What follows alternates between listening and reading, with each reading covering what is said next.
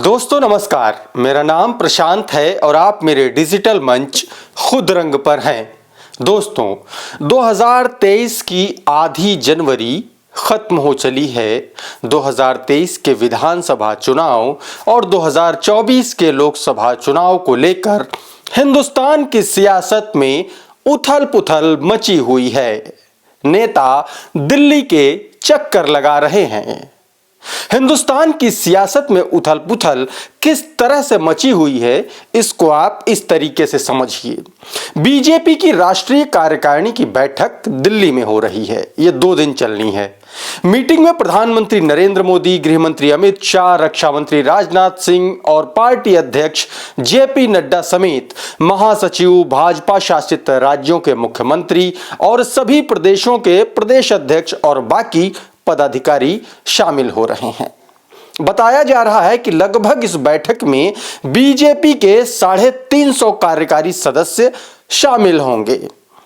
अब दूसरी तरफ देखिए, मायावती ठीक इससे एक दिन पहले यानी 15 जनवरी को अपने जन्मदिन पर ऐलान कर देती हैं कि वो 2024 का चुनाव अकेले दम पर लड़ेंगी।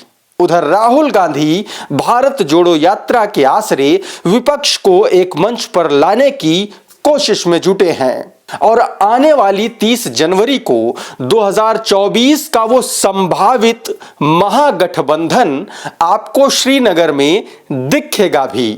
इसके बाद कांग्रेस 26 जनवरी से एक और कैंपेन शुरू कर रही है। नाम है हाथ जोड़ो।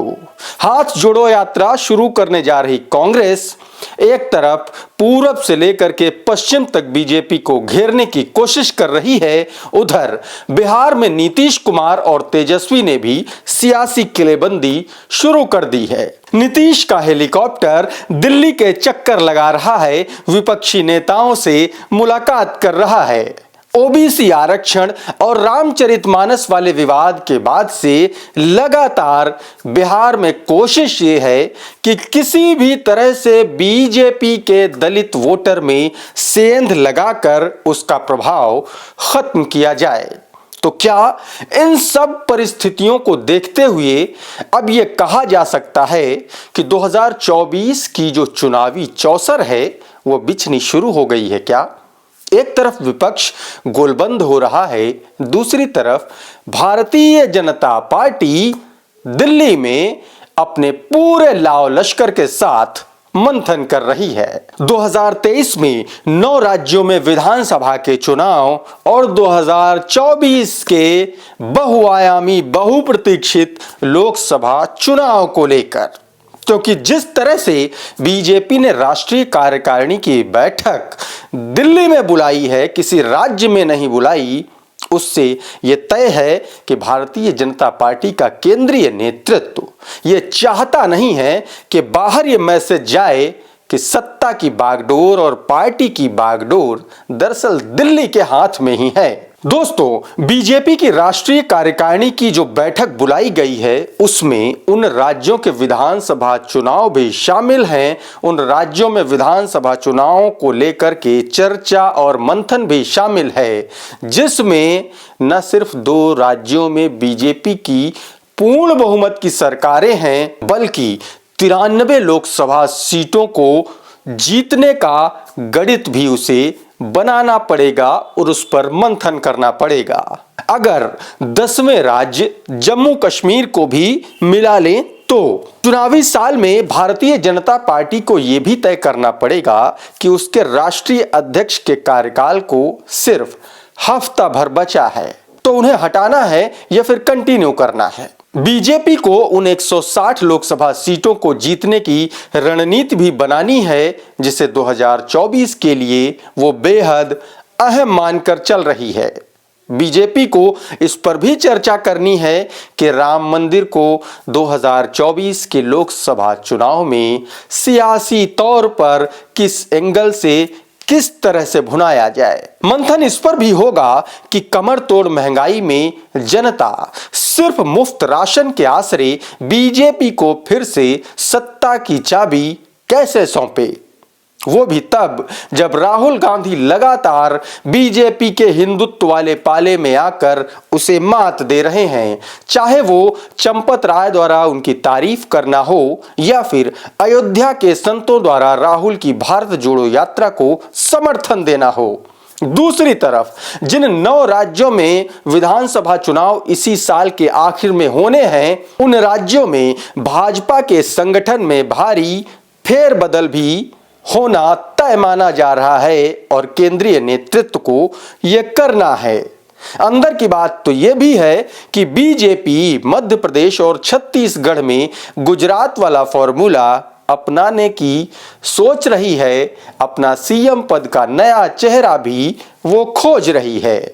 ऐसे में बीजेपी को अपने उन नेताओं को भी साध कर रखना है जिन्हें वो किनारे लगाने की कोशिश कर रही है, और दूसरी तरफ राज्यों की सत्ता में वापसी के साथ साथ लोकसभा सीटों का गणित भी उसे सही खांचे में फिट करना है। क्योंकि दोस्तों जिन 9 राज्यों में इस साल के आखिर तक चुनाव होने हैं, उनमें लोकसभा की 87 सीटें आती हैं, जबकि मध्य प्रदेश और कर्नाटक में वो पूर्ण बहुमत के साथ सत्ता में है। बाकी राज्यों में गठबंधन की सहयोगी है या गठबंधन के दलों के सहारे वो सत्ता में है। इन 9 राज्यों के अलावा अगर जम्मू कश्मीर की भी 6 लोकसभा सीटें जोड़ लें तो संख्या हो जाती है 93। ऐसे में 2024 से पहले बीजेपी इन राज्यों में अपनी स्थिति मजबूत करने में कोई कसर नहीं छोड़ेगी। ऐसा कोई रिस्क वो नहीं लेना चाहती और इसीलिए इस बात पर भी, इन मुद्दों पर भी राष्ट्रीय कार्यकारिणी की बैठक में मंथन होना है। दोस्तों बीजेपी के लिए सबसे ज्यादा टेंशन वाले राज्यों में उत्तर प्रदेश, बिहार, राजस्थान, छत्तीसगढ़, तेलंगाना और जम्मू कश्मीर हैं। अगर कश्मीर में विधानसभा चुनाव हुए भी तो भी और नहीं हुए तो भी। दोस्तों इन राज्यों में से अगर यूपी को छोड़ दें तो किसी भी राज्य में बीजेपी की सरकार नहीं है, और इन राज्यों में अगर लोकसभा सीटों की गिनती करें तो यह संख्या 59 यानी कि 59 हो जाती है। इन सीटों को जीतना बीजेपी के लिए सबसे बड़ा सिरदर्द है, क्योंकि यहां सरकार विपक्षी पार्टियों की है। दूसरी तरफ बीजेपी में मंथन यूपी की उन 14 लोकसभा सीटों को लेकर के भी होना है जिन पर वो 2019 में चुनाव हार गई थी, जबकि उन्हीं सीटों पर 2014 में उसे जीत हासिल हुई थी। 2022 के भी विधानसभा चुनाव में भी बीजेपी पूर्वी उत्तर प्रदेश की 22 विधानसभा सीटें हार गई थीं। यानी इस रणनीति पर भी चर्चा होनी तय मानी जा रही है कि उत्तर प्रदेश में बीजेपी खासकर पूर्वांचल में अपनी पकड़ वापस कैसे मजबूत करे, क्योंकि ये वो सीटें हैं जहां ओम प्रकाश राजभर का अच्छा प्रभाव है और इन दिनों वो बीजेपी के साथ करीबियत फिर से बढ़ा रहे हैं। ऐसे में ओपी राजभर को लेकर भी पार्टी में चर्चा हो सकती है। इन सब के बीच मायावती के उस राग पर भी चर्चा हो सकती है जिसमें उन्होंने चुनाव बैलेट पेपर से कराने का चैलेंज भारतीय जनता पार्टी को दे डाला है। चर्चा तो इस बात पर भी होगी कि शिवपाल और अखिलेश के मिलने के बाद सियासी समीकरण उत्तर प्रदेश में पहले जैसे कैसे बनाए जाएं, अपने मुफीद माहौल कैसे बनाया जाए जिससे कि बीजेपी 2019 वाला कारनामा दोहरा पाए। दोस्तों कुल मिलाकर बीजेपी के सामने सियासी चुनौती गहरी है। विपक्ष एक तरफ राज्यों में भारतीय जनता पार्टी को जाति पर अटकाना चाहता है, दूसरी तरफ वो उसके सामने लामबंद दिखना भी नहीं चाहता। यानी एक तरफ बीजेपी को धार्मिक परिधि से बाहर उसे लाने की कोशिश है, दूसरी तरफ बीजेपी को जाति के मुद्दों पर लाकर उससे सवाल करना है, ओबीसी आरक्षण पर, जातिगत जनगणना पर। दोस्तों इस वीडियो में फिलहाल इतना ही। ये वीडियो आपको कैसा लगा हमें कमेंट करके जरूर बताइए। वीडियो को लाइक कीजिए और ज्यादा से ज्यादा लोगों तक शेयर कीजिए। अगर ये वीडियो आप हमारे फेसबुक पेज पर देख रहे हैं तो हमें फॉलो कर लीजिए। बहुत बहुत धन्यवाद।